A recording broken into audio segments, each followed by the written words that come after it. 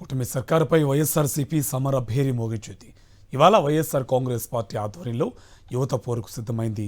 విద్యార్థులు, నిరుద్యోగులను వంచిస్తున్న చంద్రబాబు సర్కారుకు వ్యతిరేకంగా విద్యార్థులు, వారి తల్లిదండ్రులు యువతతో కలిసి పోరుబాటుకు సిద్ధమైంది. అన్ని జిల్లాల్లో కలెక్టరేట్ల వరకు భారీ ర్యాలీలు నిర్వహించనున్నారు. ఫీజు రియంబర్స్మెంట్, వసతి దీవెన బకాయిలు తక్షణమే చెల్లించాలని ఎన్నికల్లో హామీ ఇచ్చినట్లుగా నిరుద్యోగులకు నెలకు 3,000 రూపాయల చొప్పున నిరుద్యోగ భృతి చెల్లించాలని, కొత్త మెడికల్ కాలేజీల ప్రైవేటీకరణను ఉపసంహరించుకుని పేదలకు వైద్య విద్యను అందుబాటులో ఉంచాలని కోరుతూ కలెక్టర్లకు విజ్ఞాపన పత్రాలు అందజేయనుంది.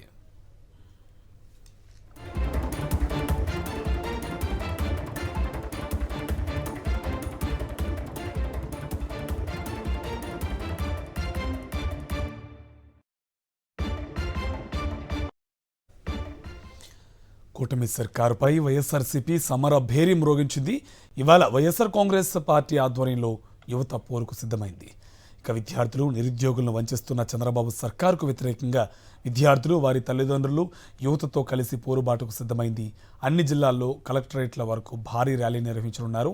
ఫీజు రియంబర్స్మెంట్, వసతి దీవెన బకాయిలు తక్షణమే చెల్లించాలని, ఎన్నికల్లో హామీ ఇచ్చినట్లుగా నిరుద్యోగులకు నెలకు 3,000 రూపాయల చొప్పున నిరుద్యోగ భృతి చెల్లించాలని, కొత్త మెడికల్ కాలేజీల ప్రైవేటీకరణను ఉపసంహరించుకుని పేదలకు వైద్య విద్యను అందుబాటులో ఉంచాలని కోరుతూ కలెక్టరేట్లకు విజ్ఞాపన పత్రాలు అందజేయనుంది.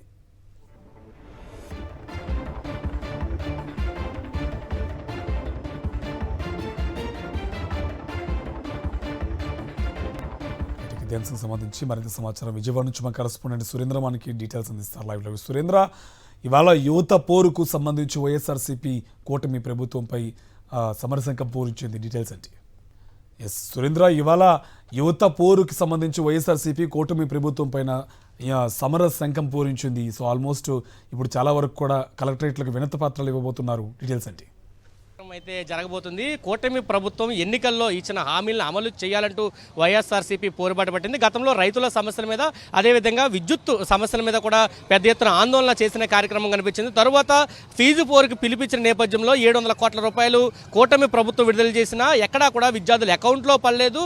గత సంవత్సరం పూర్తిగా కూటమి ప్రభుత్వం విద్యార్థులు మోసం చేసింది. ఈ సంవత్సరం కూడా దాదాపు 3,900 కోట్లు అవసరమైతే కేవలం 2,600 కోట్లు మాత్రమే బడ్జెట్లో పెట్టిన పరిస్థితి. అంటే గత సంవత్సరం, ఈ సంవత్సరం చూసుకుంటే దాదాపు 7,600 కోట్ల రూపాయలు కేటాయించాల్సి ఉన్నా కానీ కేవలం 2,600 కోట్లే కేటాయించి దాదాపు 4,000 కోట్ల పైన కూడా పెండింగ్లు పెట్టిన పరిస్థితి. ఈ నేపథ్యంలో విద్యార్థులంతా ఆందోళన చెందుతున్నారు. మరొక పక్క నిరుద్యోగులకు కూడా కూటమి ప్రభుత్వం ఇచ్చిన హామీ ఎక్కడా కూడా అమలు చేయలేదు. నిరుద్యోగ భృతి లేదు. ఉన్న ఉద్యోగాలు ఓడదీసిన పరిస్థితి కనిపిస్తుంది. దీని మీద వైఎస్ఆర్సీపీ ఈరోజు కార్యక్రమానికి పిలిపించిన నేపథ్యంలో అన్ని జిల్లా కలెక్టరేట్ల వద్ద కూడా వైఎస్ఆర్సీపీ కార్యకర్తలు ర్యాలీకి వెళ్ళబోతున్నారు. మనతో పాటు మాజీ ఎమ్మెల్యే మల్లాది విష్ణు ఉన్నారు. ఆయనతో మాట్లాడుతాం. సరే, ఎలా చూడాలంటే కూటమి ప్రభుత్వం ఎన్నికల్లో చాలా హామీలు ఇచ్చింది. నిరుద్యోగులు నెట్టేట ముంచిన పరిస్థితి. గత సంవత్సరం ఇవ్వాల్సిన ఫీజు రియంబర్స్మెంట్స్ కానీ, స్కాలర్షిప్స్ కానీ బకాయిలు ఎక్కడా కూడా ఇవ్వలేని పరిస్థితి. ఈ బడ్జెట్లో కూడా దాదాపు 2,600 కోట్ల కేటాయించారు. ఎలా చూస్తారు దీన్ని? ఎన్నికల్లో గెలవడం కోసం నానా గడ్డి కరిచి అన్ని అబద్ధాలు ఆడి జగన్మోహన్ రెడ్డి గారి కన్నా నేను ఎక్కువ చేస్తానని, జగన్మోహన్ రెడ్డి గారి కార్యక్రమాలు ఆపను అని చెప్పని ప్రజల ముందు చెప్పి ఎన్నికల మేనిఫెస్టోలో పెట్టి, సూపర్ 6లో పెట్టి ఈరోజు ఆంధ్రప్రదేశ్లో ఏం జరుగుతుంది? ఇప్పటికీ 7,000 కోట్ల రూపాయలు విద్యార్థులకి ఇవ్వాల్సినటువంటి అవసరం ఉంది. నువ్వు బడ్జెట్లో ఎంత కేటాయింపులు చేసావు? అంటే బడ్జెట్లో కేటాయింపులు చేయగలుగుతావా? బడ్జెట్ అప్రూవల్ అవ్వాలి, అసెంబ్లీలో అప్రూవల్ అవ్వాలి. ఎక్కడి నుంచి చేయగలుగుతావు? అంటే అధికారం కోసం ఎట్లా పడితే అట్లా అమలు కానీ చేయలేనిటువంటి హామీలనిచ్చి ఈరోజు విద్యార్థులందరూ కూడా, మా టైంలో 5 సంవత్సరాల్లో విద్యా వ్యవస్థ ఏ విధంగా ఉంది? ఏ టైం చెప్తే ఆ టైంకి వసతి దీవెన, విద్యా దీవెన, నాడు నేడు, లేకపోతే ఫీజు రియంబర్స్మెంటు, ఇట్లాగా అమ్మఒడి, ఇట్లాగా మేము అనేక రకాలుగా కావాల్సినటువంటి ఇన్ టైంలో విద్యార్థులకి ప్రభుత్వం జగన్మోహన్ రెడ్డి గారు విద్య మీద ఒక ఫ్యాషన్ అనమాట. విద్య అందరూ చదువుకోవాలి, అన్ని కుటుంబాలు చదువుకున్నటువంటి వాళ్ళు అవ్వాలి, చదువుకున్న తర్వాత వాళ్ళ కాళ్ళ మీద వాళ్ళు నిలబడాలి, ఒక కుటుంబాలకు గౌరవం రావాలని ఒక బృహత్తరమైనటువంటి ఆలోచనతో, ముందు చూపుతో ఆలోచన చేసినటువంటి వ్యక్తి జగన్మోహన్ రెడ్డి గారు. కానీ ఈరోజు ఏమైంది? అరకొర సౌకర్యాలు అన్నీ కాపీ కొట్టడమే. మా బ్యాగులు కాపీ కొట్టడం, మా పుస్తకాలు కాపీ కొట్టడం.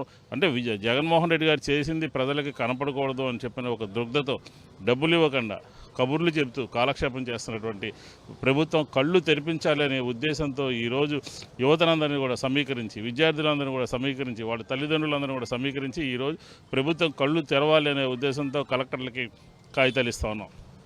ఇదేనా మీరు ఇచ్చినటువంటి హామీలు నెరవేర్చడం అని చెప్పిన వైఎస్ఆర్ కాంగ్రెస్ పార్టీ ప్రశ్నిస్తూ ఉంది.